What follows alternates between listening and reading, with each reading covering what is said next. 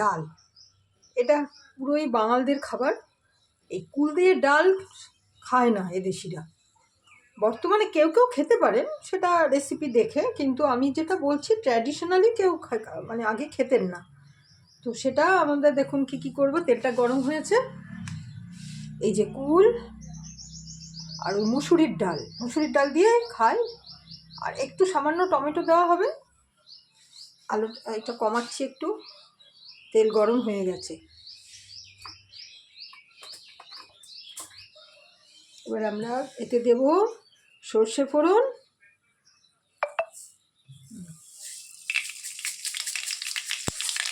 দিলাম,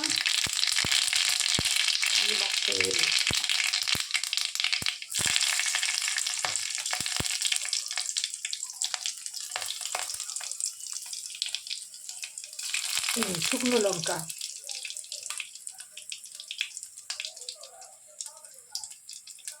এবারে দিয়ে দিচ্ছি একটু টমেটোটা।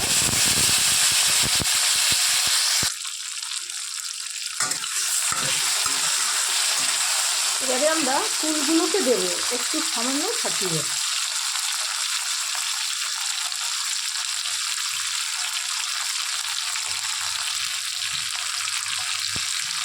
গোটাগুলো আগের থেকেই বার করে রেখেছিলাম।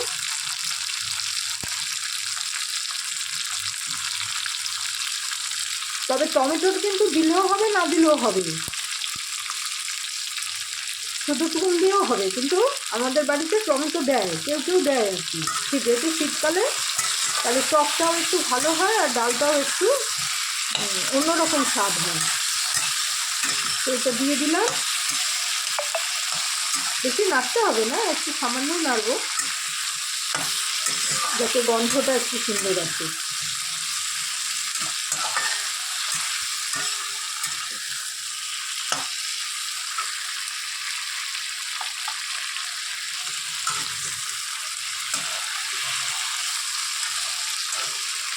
হয়ে গেছে। এবারে কি করি, এই যে মুসুরির ডালটা এর মধ্যে দিয়ে দিচ্ছি।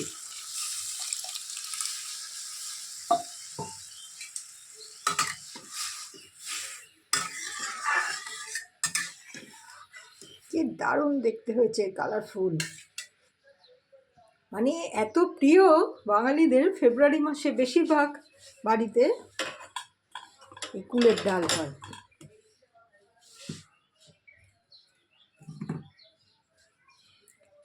হলুদ দিয়ে দিচ্ছি,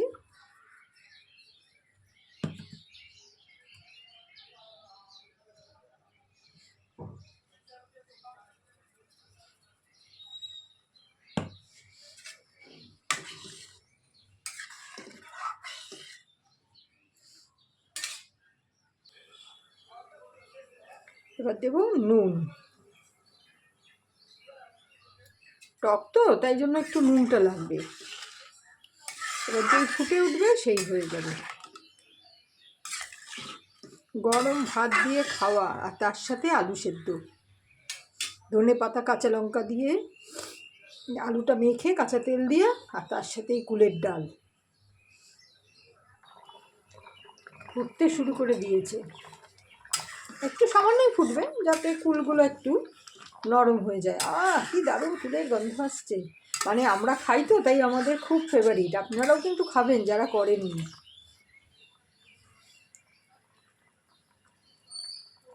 সাধারণত ফেব্রুয়ারি মাসে যখন কুলটা আসে তখন এই কুলের টক, কুলের চাটনি, কুলের ডাল, এগুলো হচ্ছে বাঙালির বাড়িতে বলতে গেলে রোজই।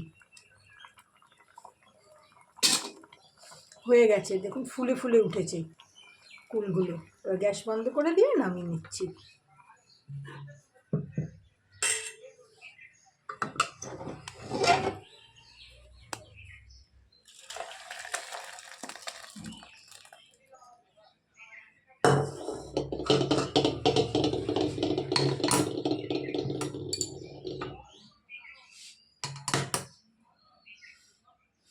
বাঙালির কুলের ডাল।